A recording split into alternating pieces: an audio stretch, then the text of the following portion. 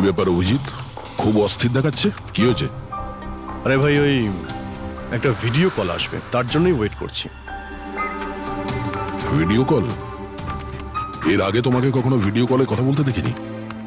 কোনো বিশেষ ব্যাপার কি? আরে ভাই, তুমিও না প্রত্যেকবারই। আরে তেমন কিছু নয়। আরে আমাদের কেতনবাবু ছিলেন না, ওই ক্রাইম ব্রাঞ্চের। হ্যাঁ হ্যাঁ, কেতনবাবু, মনে পড়েছে। আরে উনি বললেন যে 12:30টার সময় আমার সঙ্গে ভিডিও চ্যাট করতে চান, আমায় সারপ্রাইজ দেবেন, সেই জন্যই ওয়েট করছি। ও, স্যার কেমন আছেন? কেতন স্যার, আরে আপনাকে তো একদম ফিট মনে হচ্ছে। আরে কেন পেছনে লাগছো বাবা? জানো, রিটায়ারমেন্টের পরে বডিটা একটু বেড়ে গেছে। একটু এক্সারসাইজ করতে হবে। আরে না না স্যার, সত্যি বলছি, আপনাকে খুব স্মার্ট লাগছে। হ্যাঁ, আচ্ছা এটা বলো, তুমি তোমার বিয়ের কার্ড কবে পাঠাচ্ছ? আরে স্যার, আপনিও না। দেখুন স্যার, আপনি সিনিয়র, আপনি আগে করবেন, তারপরে আমি করব। আমি লাইন ভেঙে আগে কি করে যাব স্যার? হ্যাঁ, আরে ভাই, নতুন বাড়ি কিনেছি, ব্যাস ওরে বাড়ির মাল কিনে চলে আসবে। না হলে এই বয়সে আর কে মেয়ে দেবে বলো? আরে স্যার, আশা নিয়েই আমরা সবাই বেঁচে আছি। কোথায় বাড়ি কিনেছেন আপনি? ফার্ম হাউস নিয়েছি ওয়াসিতে। হ্যাঁ, চলে এসো রোববার, একসাথে লাঞ্চ করব। অবশ্যই স্যার, অবশ্যই যাব। এখন তোমাকে আমি এই ঘরটা দেখাচ্ছি, দেখো ঘরটা কেমন দেখতে। এই যে দেখো,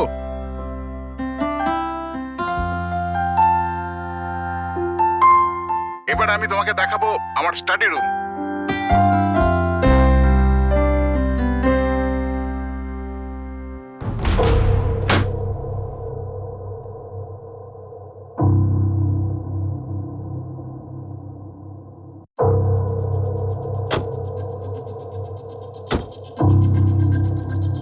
অভিজিৎ, এবার দেখো, দেখাচ্ছি তোমাকে দারুণ জিনিস, ফার্স্ট ক্লাস।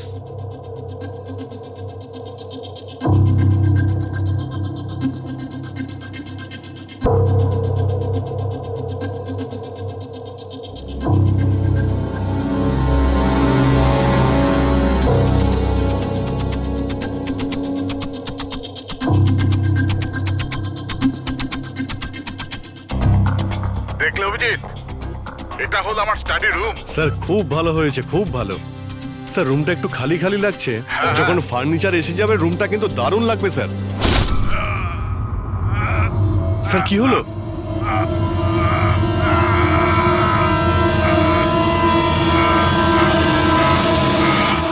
ও নো স্যার! কি আরে হয়েছে? ভাই, স্যারকে কেউ ছুরি মেরে দিয়েছে। ছুরি মেরে দিয়েছে? কোথায়? কে মেরেছে ছুরি? বুঝতে পারছি না। কিন্তু তুমি তো ভিডিও চ্যাট করছিলে ওর সাথে, না? হ্যাক করছিলাম, কিন্তু হঠাৎ করে এই ছুরি কোথা থেকে এলো আর কিভাবে ওনার লাগলো কিছুই বুঝতে পারলাম না। কি?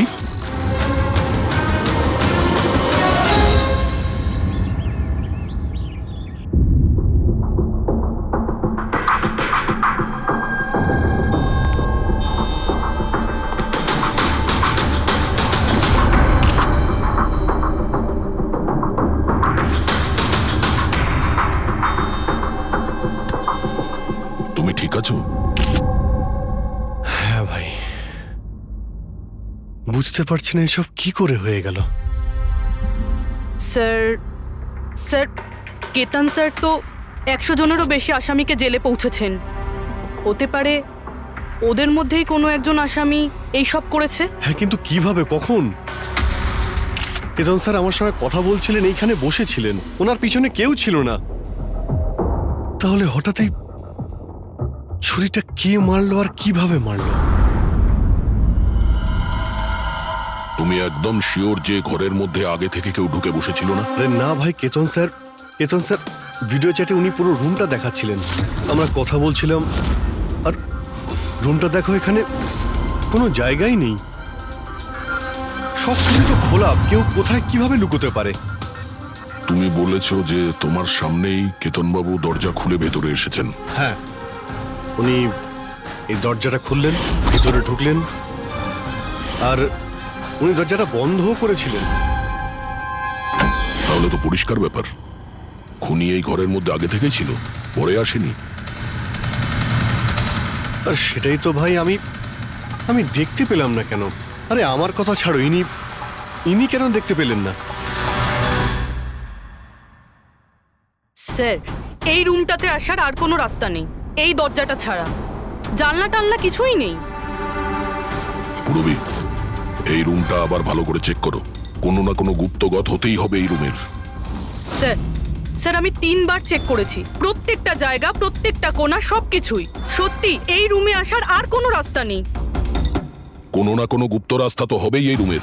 কিছু গন্ডগোল আছে এখানে, না হলে এটা সম্ভব নয় যে অভিজিৎ ওই খুনিকে দেখতে পায়নি।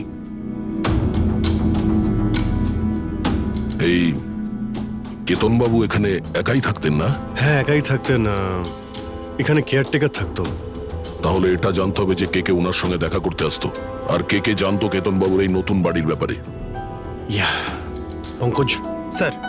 এই কেয়ারটেকারকে ডেকেছো তুমি? হ্যাঁ স্যার, কথা হয়েছে, আসছে। ফ্রেডি, প্রত্যেকটা ফিঙ্গারপ্রিন্ট নেবে, একটাও যেন বাদ না যায়। হ্যাঁ স্যার, প্রতিটা কোণের ফিঙ্গারপ্রিন্টস তুলে আনবো স্যার। স্যার, আমি তো দুদিনের ছুটিতে গেছিলাম। আমি কি করে জানবো যে এরকম এত বড় একটা ঘটনা ঘটে যাবে? তুমি ছাড়া এখানে আর কে কে আসতো? কেতন স্যার আর কার্পেন্টার, কতজন কার্পেন্টার ছিল? 3টে। আর কতদিন ধরে কাজ করছিল? প্রায় 1 মাস ধরে। 1 মাস ধরে? তার মানে ঘরের কোনা কোনা ওরা জানতো। এই কার্পেন্টার কেতনবাবু কোথা থেকে এনেছিলেন? ওনার পরিচিত ছিল নাকি কেউ পাঠিয়েছিল?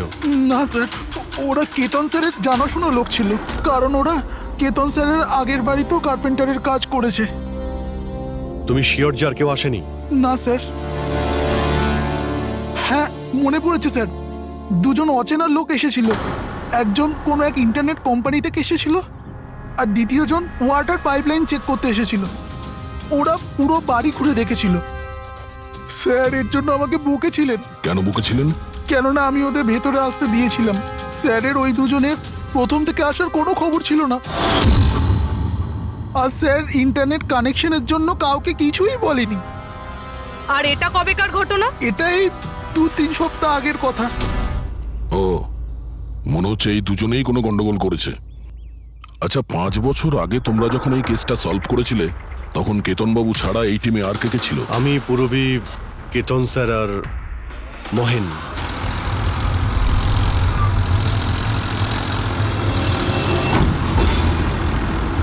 ওই মহিলার প্রাণের ঝুঁকি আছে, আর ওইখানে আশেপাশেই আছে। হ্যাঁ স্যার, তাড়াতাড়ি পৌঁছে যাব।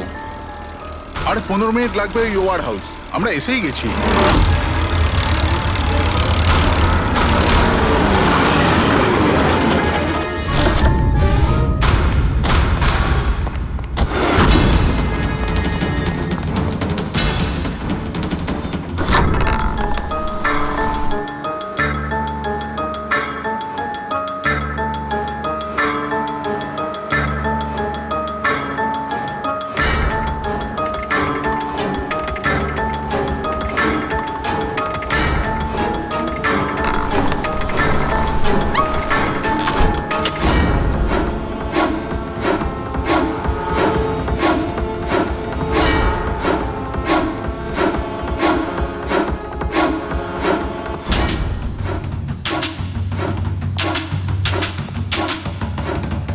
স্যার, এখানে তো কোনো মহিলাকে দেখতে পাচ্ছি না, আর ওই অপরাধীও নেই। ওটা কোনো মিথ্যে কল ছিল না তো? কোনো কারণ তো হবেই যে কেউ আমাদের ফোন করে এখানে ডাকলো, আর সেই কারণেই আশেপাশেই আছে।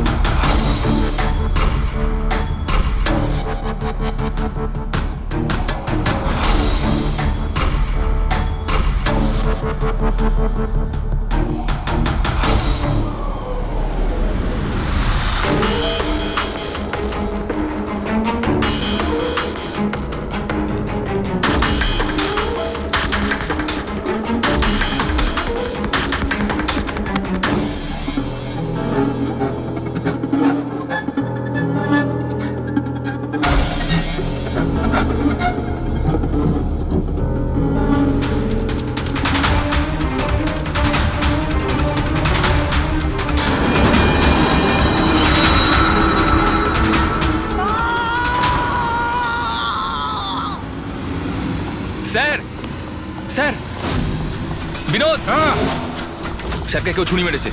Sir sir oh no oh no, he is dead. তুমি দরজাটা দেখো, দরজা দেখো তাড়াতাড়ি। আরে দরজা তো ভেতর থেকে বন্ধ, তার মানে খুনি ঘরের ভেতরেই কোথাও আছে। ওদিকে দেখো, তুমি ভেতরটা দেখো, হ্যাঁ, তাড়াতাড়ি যাও। দেখছি।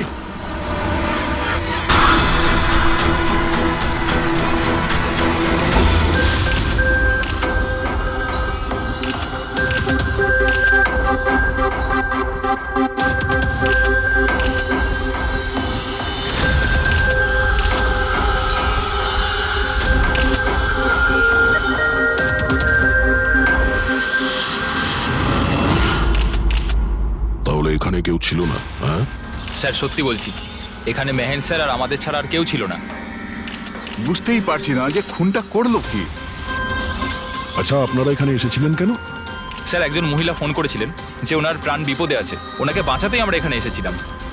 কিন্তু এখানে তো কোনো মহিলা ছিলই না, আর ফোনটাও একটা প্রাইভেট নম্বর থেকে করা হয়েছিল। আচ্ছা,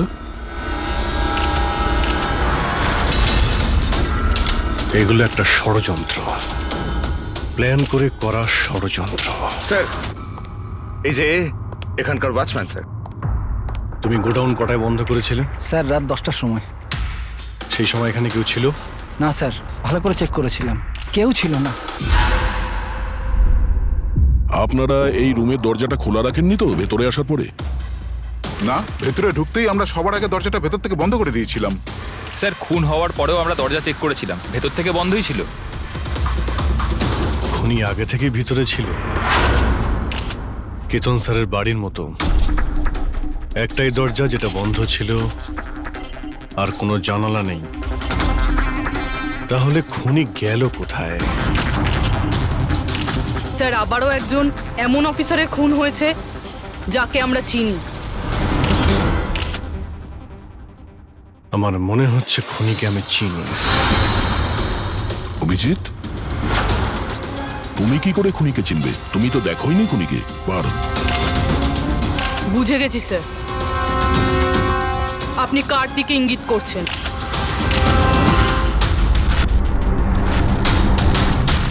তুমি জানো এসব কি?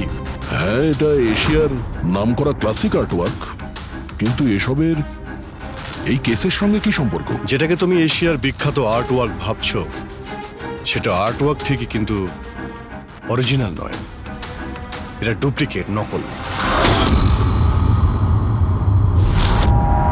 এগুলো নকল, কিন্তু দেখতে তো একদম। দেখতে একদম আসল, অথচ এটা নকল। কিন্তু এই আর্টওয়ার্কের এই দুটো মার্ডারের সঙ্গে কি সম্পর্ক? এটা 5 বছর আগের কথা দয়া। তোমার এটা মনে আছে, তুমি আর এসিপি স্যার ডেপুটেশনের জন্য দিল্লি গিয়েছিলে? সেই সময় কিছুদিনের জন্য আমি আর পুরবী একটা কেসে ক্রাইম ব্রাঞ্চের হয়ে কাজ করেছিলাম। হ্যাঁ হ্যাঁ হ্যাঁ, কিছু কিছু মনে পড়ছে। এটা সেই কেস না যাতে কেউ নকল আর্টওয়ার্ক বানিয়ে সেটাকে বেশি দামে বেচার চেষ্টা করছিল? কারেক্ট। এই আর্টওয়ার্ক সেই বানিয়েছে, মিখেল। ওর নাম মিখেল।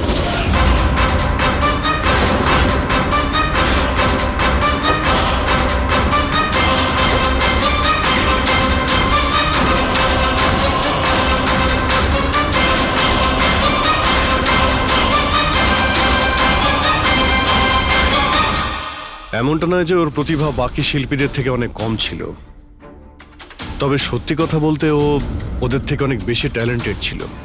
আর সেই জন্যই হয়তো ও একদিন ভেবেছিল যে অরিজিনাল পেন্টিং তো সবাই বানাতে পারে, কিন্তু অরিজিনালের মতো সেম কপি বানানো সবার পক্ষে সম্ভব নয়। আর এই কাজে এত টাকা ছিল যে ওর আসল পেন্টিং বানানোর কোনোদিনও প্রয়োজনই হয়নি। ও কোটি কোটি টাকা ইনকাম করেছিল মহান আর্টিস্টের অরিজিনাল পেন্টিংয়ের নকল পেন্টিং বানিয়ে। আর ওর কাজ এতটাই ভালো ছিল যে কেউ বলতে পারতো না যে পেন্টিংটা আসল না নকল। অনেকবার তো 30-40 বছরের আগের ক্যানভাসের পেন্টিং করেছে ও, অথচ সেটা কারো পক্ষে ধরাই সম্ভব ছিল না। কিন্তু একদিন পরিস্থিতি এমন হলো, অনেক আর্ট প্রেমী যখন কোটি কোটি টাকা লস করলো, তখন ক্রাইম ব্রাঞ্চ মিখেলকে ধরার দায়িত্ব আমাদের 4 জন অফিসারকে দেয়।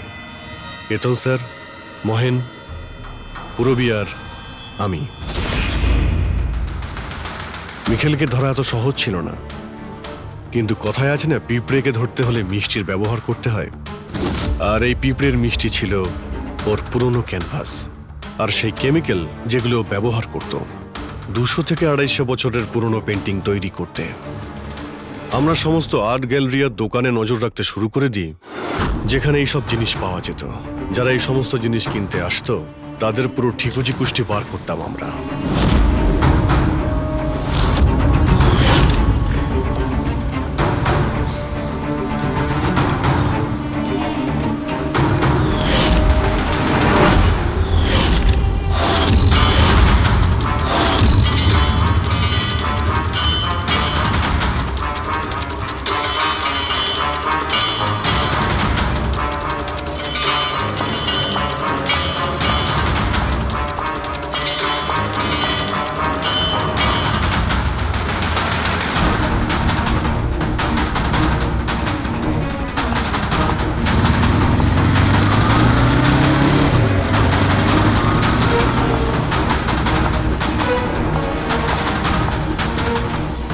এই যতগুলো ছবি পাঠাচ্ছি প্রত্যেকের ডিটেলস আমার লাগবে।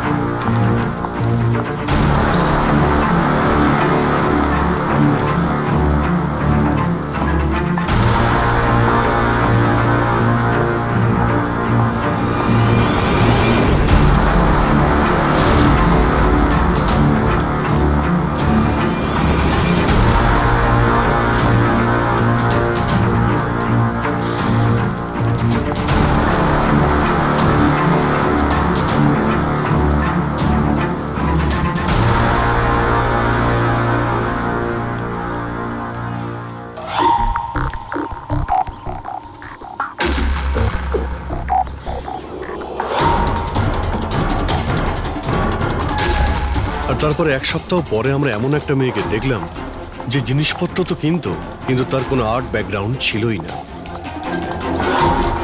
নিশ্চয়ই কোনো গন্ডগোল আছে স্যার। এই মেয়েটা ব্যাংকে কাজ করে, এর এই জিনিসগুলো কেন প্রয়োজন পড়ে, তাও আবার প্রত্যেক দ্বিতীয় দিন? হ্যাঁ স্যার, এই মেয়েটার প্রবলেম তো আছে মনে হচ্ছে।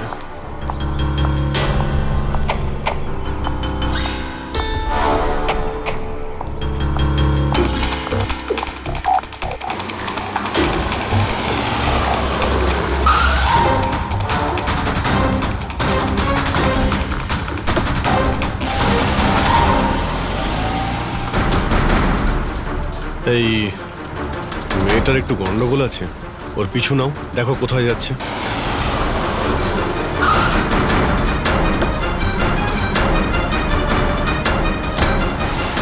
স্যার আমি ওকে 3 দিন ধরে ফলো করেছি, কিন্তু কিছু জানতে পারিনি। কারণ ও এই সমস্ত জিনিস নিয়ে ওর বাড়ি চলে যেত, কিন্তু 4র্থ দিন ও অন্য কোথাও গেল।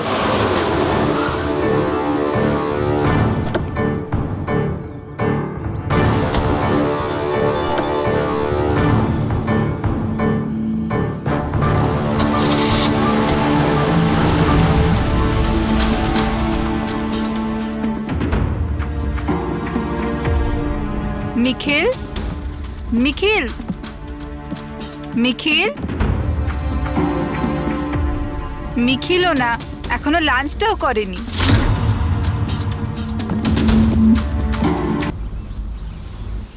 এখনো লাঞ্চও করনি? এত কি কাজে ব্যস্ত থাকো যে খাওয়ার টাইম থাকে না? তোমায় দেখলেই তো আমার পেট ভরে যায়। জানো, বেবিকে মাখন লাগানোর না, এটা অনেক পুরনো আইডিয়া। মাখন নয়, সত্যি বলছি, তোমার মতো ভালোবাসতে পারে এমন জীবনসাথী কোথায় পাবো আমি, যে আমার জন্য নিজেকেও বিপদে ফেলতে পারে। আমি তো তোমার জন্য নিজের জীবনটাও দিতে।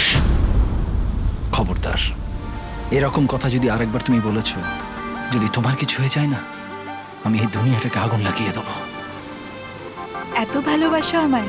নিজের থেকেও বেশি। যদি আমি কিছু চাই, তুমি আমায় দেবে? আমি জানি তুমি আমার থেকে কি চাইবে, যে আমি কেন সবকিছু ছেড়ে দিচ্ছি না। জানোই যখন, তাহলে তুমি কেন ছেড়ে দাও না?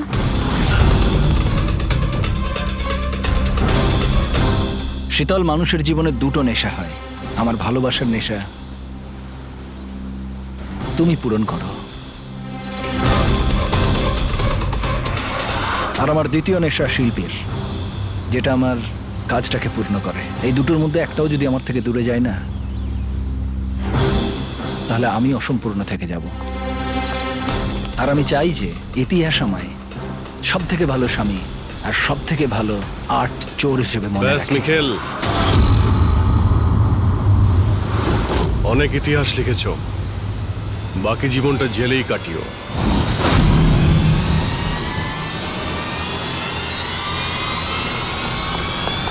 মিখেল,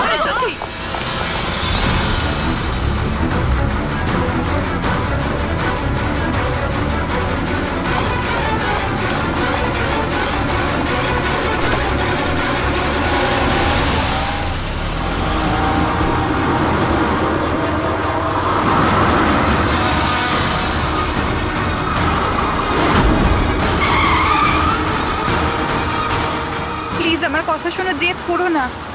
নিজেকে আইনের হাতে তুলে দাও প্লিজ। না, আমি করব না।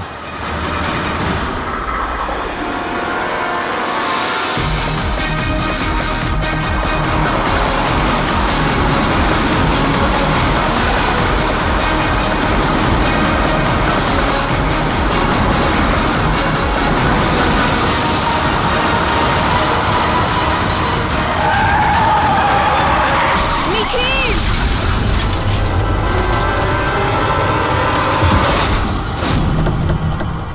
শীতল, মিখেল দাঁড়া, বলছি, দাঁড়া, শীতল! দাঁড়া।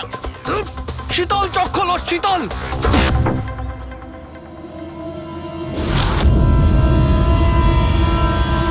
She is dead, sir. তোমাদের জন্য আমার শীতল আমাকে ছেড়ে চলে গেল। ছাড়বো না আমি তোমাদের। তোমার স্ত্রীর মৃত্যুর জন্য আমরা দুঃখিত, কিন্তু তার জন্য দায়ী আমরা নই, তুমি। না তুমি অপরাধের রাস্তায় হাঁটতে, আর না তোমার পাপের শাস্তি তোমার স্ত্রীকে ভোগ করতে হতো। কাজের শাস্তি কে পাবে এটা ভবিষ্যৎ বলবে। ওর 5 বছরের শাস্তি তো এতদিন শেষ হয়ে গেছে, কিন্তু ওর স্ত্রীর মৃত্যুর প্রতিশোধের আগুন হয়তো ওর মনের ভিতরে এখনো জ্বলছে। মানে কেতনবাবু আর মেহেনের পরে ওর টার্গেট এখন পুরবি আর তোমার ওপর। কারেক্ট। কিন্তু স্যার, ও এসব করছেটা কি করে? কারণ নজরে পড়ছে না কেন? এবার এই রহস্যের পর্দা তো মিখেলই তুলতে পারবে। ও তোমার আর আমার কোনো ক্ষতি করার আগে মিখেলকে আমাদের ধরতেই হবে। স্যার, স্যার কেতন বাবুর বাড়ি থেকে যে ফিঙ্গারপ্রিন্টস গুলো পেয়েছিলাম, হ্যাঁ, ওটা কারোর সঙ্গে ম্যাচ হয়েছে? স্যার ওই ওয়াটার পাইপলাইনে যে কাজ করে সে নির্দোষ হলেও যে লোকটা ইন্টারনেটের কাজ করে সে খুব গোলমেলে। এই ইন্টারনেটের লোকটা কে? Sir Ramen sir. Sir sir পুরনো পাপি স্যার। এই তো 6 মাস আগে ও অথর রোড জেল থেকে ছাড়া পেয়েছে স্যার। Arthur road jail? ওই মিখেলকে তো ওই জেলেই রাখা হয়েছিল। তার মানে ওই জেলেই এই অপরাধের প্ল্যানিংটা করা হয়েছিল, মিখেল আর ওই রমন যোগ মিলে নিয়ে। তুই নিশ্চয়ই আবার জেলে যেতে চাইবি না? না স্যার, আমার দ্বিতীয়বার জেলে পাঠাবেন না স্যার। যদি আজ আমি মিখেলকে না পাই তাহলে তোকে এখানেই পুঁতে দেবো। না স্যার, মিখেল আমার সাথে এখানেই দেখা করতো, এখানেই দেখা করতো। আমি সেখানেই নিয়ে যাচ্ছি আপনাদের। আমার মিখেলকে চাই, ব্যাস। হ্যাঁ স্যার, ওখানেই নিয়ে যাচ্ছি আপনাদের।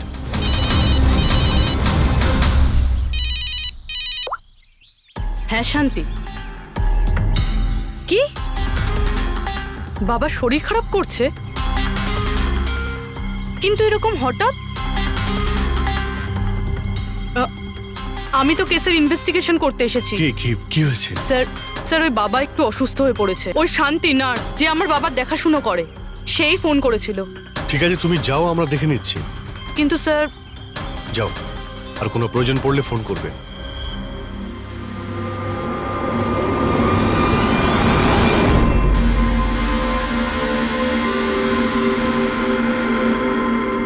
কি হলো স্যার? ফ্রেডি, আমি এটা ভাবছি যে আমাদের এই সিআইডির কেরিয়ারে আমরা অনেকেই ক্লোজ রুম মার্ডার সমাধান করেছি, কিন্তু তাদের মধ্যে একটা কেসও এরকম ছিল না। হ্যাঁ স্যার, এর আগেও এরকম ঘর বন্ধ থাকার কেস এসেছিল। কোথাও না কোথাও তো গোপন রাস্তা খুঁজে পাওয়াই যেত খুনির আসার এবং যাওয়ার জন্য। হ্যাঁ, হয়তো রুমের মধ্যে কোনো গুপ্ত পথ থাকে, না হলে রুমের মধ্যে কোনো রাস্তা বানানো হয় খুন করার জন্য।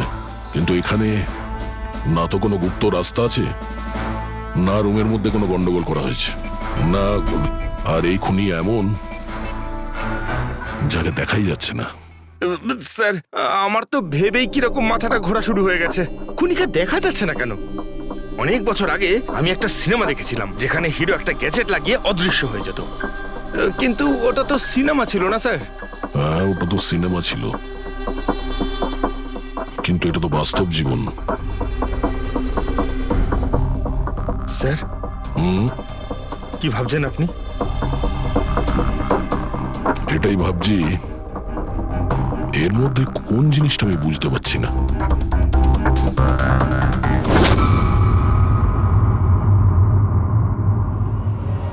ও মাই গড, তার মানে এই ব্যাপার।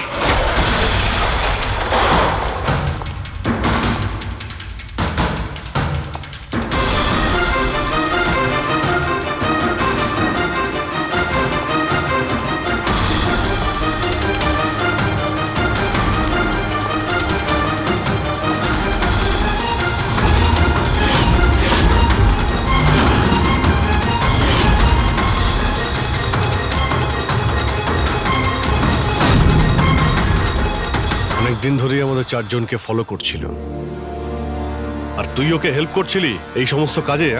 হ্যাঁ স্যার।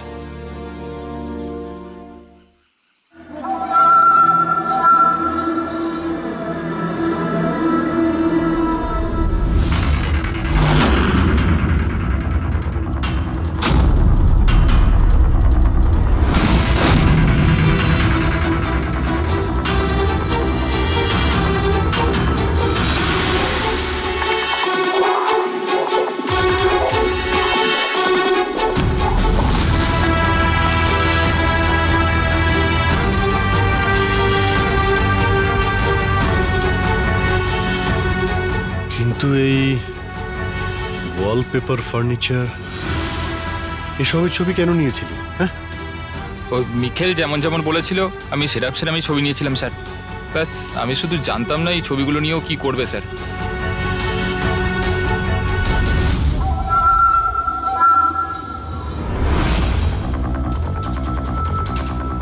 তাহলে কি এই ছবির মধ্যেই লুকিয়ে রয়েছে খুনের রহস্য?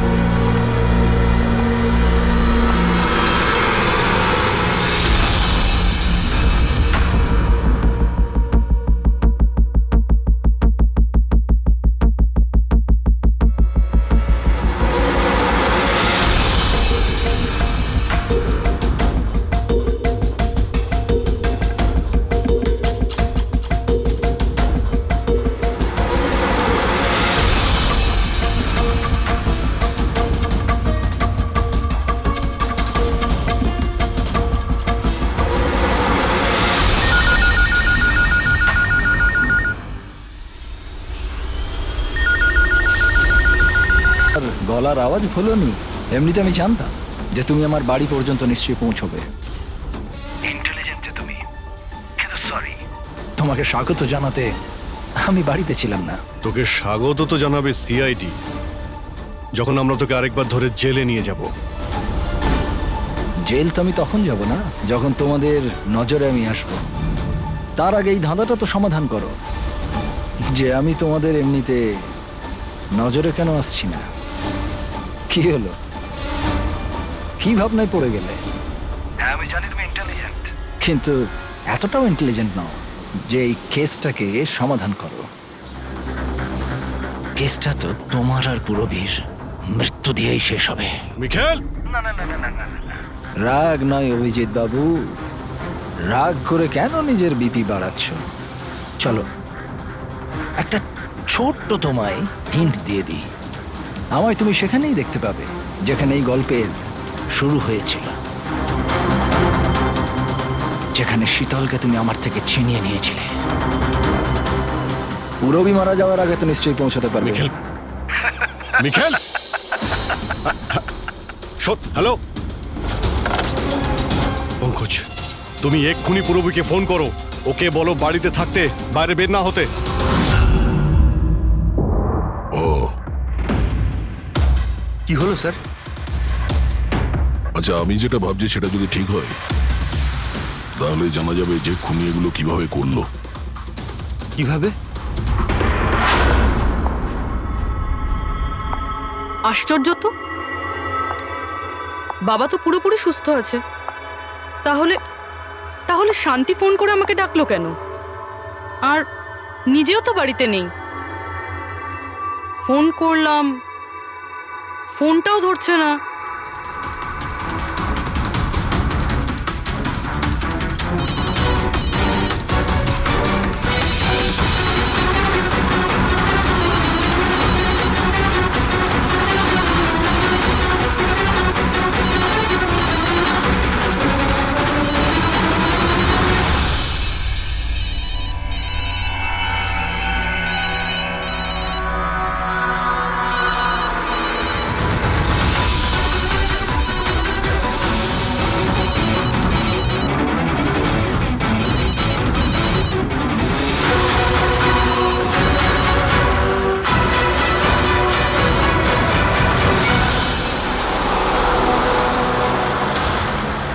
স্যার এই পুরবি তো ফোনই তুলছে না। কি ফোন তুলছে না? কোনো প্রবলেম নেই তো? স্যার মিখেল ওর কাছে পৌঁছে যায়নি তো? হতে পারে ওই যে ফোনটা এসেছিল ওর বাড়ি থেকে ওর বাবার শরীর খারাপের ব্যাপারে, হতে পারে ফোনটা মিখেলই করেছিল। স্যার পুরবির কিছু হবে না তো? আশা করছি আমরা সময় মতো পৌঁছে যাব। যদি পুরবীর কিছু হয় তাহলে না,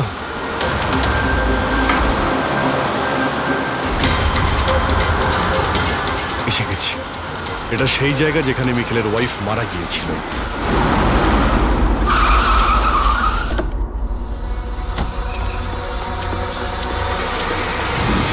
পুরবী!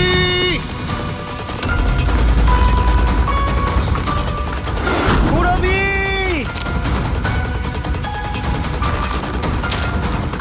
পুরবী! পুরবি! ওই দিকটা দেখো। পুরবি! পুরবি!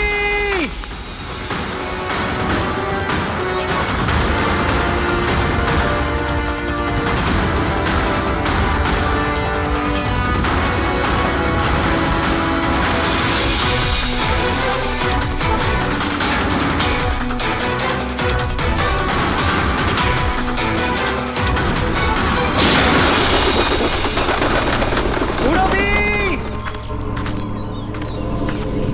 পুরবি!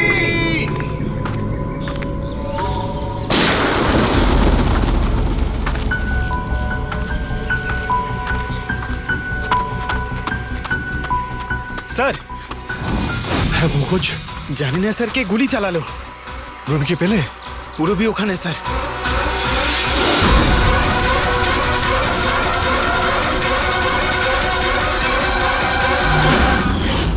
ও নো! পঙ্কজ, অ্যালার্ট থাকবে। আমাকে কভার করো, আমি যাচ্ছি পুরবীর কাছে।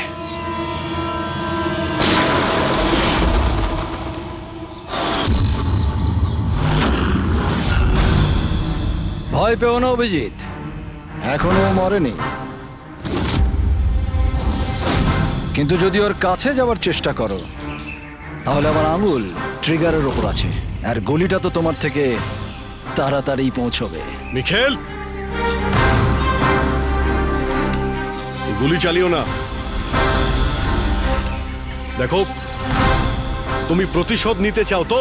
দেখো আমি এসে গেছি, তুমি পুরবীকে যেতে দাও। খবরদার, কোনো চালাকি নয় অভিজিৎ, কারণ তুমি আমাকে দেখতে পাবে না, কিন্তু আমি তোমায় ভালো করে দেখতে পাবো।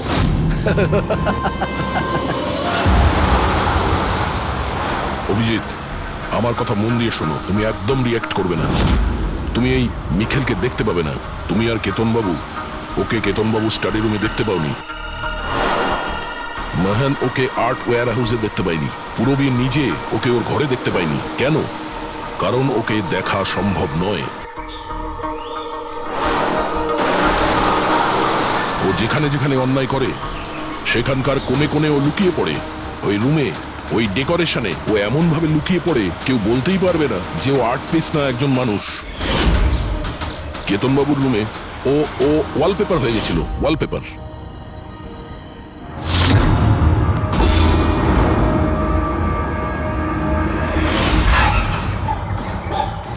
আর মেহানের ওই ওয়্যার হাউসে ও ও পোর্ট্রেট হয়ে গেছিল।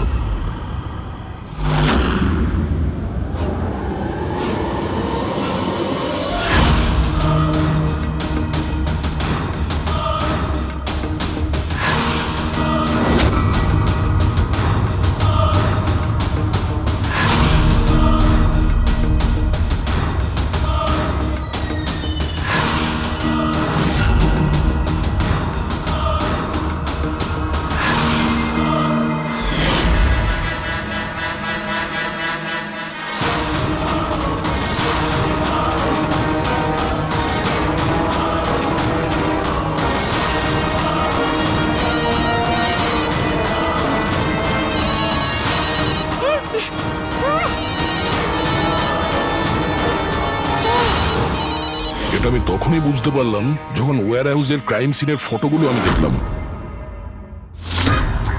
তখনই আমার নজর ওই পোর্ট্রেটের আঙুলের উপর গেছিল।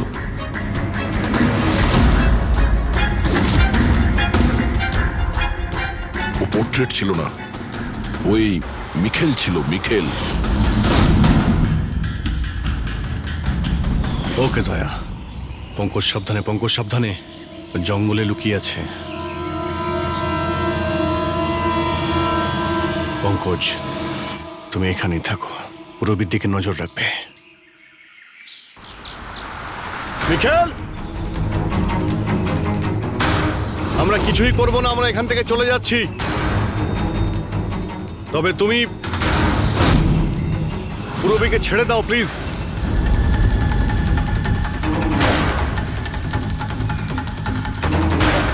দেখো, এসব করে আর কোনো লাভ নেই। আমি এখানে এসে গেছি, তুমি তুমি বলো কোথায় যেতে হবে, আমি চলে যাচ্ছি। বাস, আগে এগোবে না অভিজিৎ। আমার সাথে গেম খেলা বন্ধ করো। ঠিক আছে, ঠিক আছে, গুলি চালিয়ে কোনো লাভ নেই, আমরা এখান থেকে চলে যাচ্ছি। কিন্তু তুমি তুমি কি চাও মিখেল? যা কিছু হয়েছিল সেটা তো হয়ে গেছে, কিন্তু এসব করে তুমি কি পাবে? হ্যাঁ,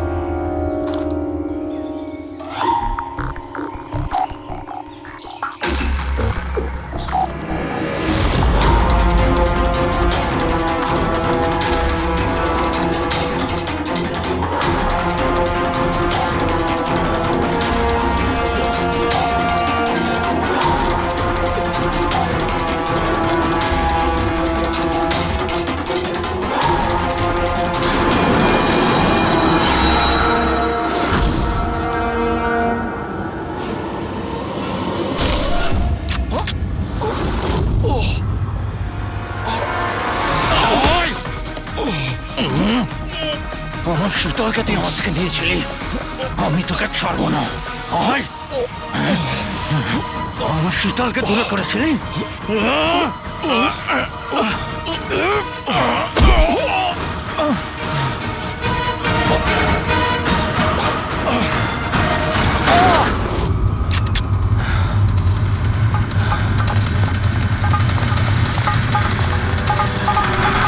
রবি, তুমি ঠিক আছো তো?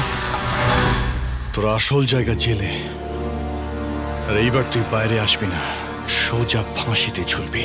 আমার বউয়ের জ্বলন্ত চিতা দেখে আমি শপথ নিয়েছিলাম যে যতক্ষণ না তোমাদের চারজনকে আমি শ্মশানে পাঠাবো, না বেঁচে থাকবো না মরবো। দুজন তো গেল, এখন তোমরা দুজন বেঁচে। তোমাদের আইনকে বলো যেন শক্ত থেকে শক্ত জেল বানাই, কারণ এবার কোনো জেলই তোমাকে আমার থেকে বাঁচাতে পারবে না। ঠিক আছে, চলো নিয়ে যাও একে। চল চল।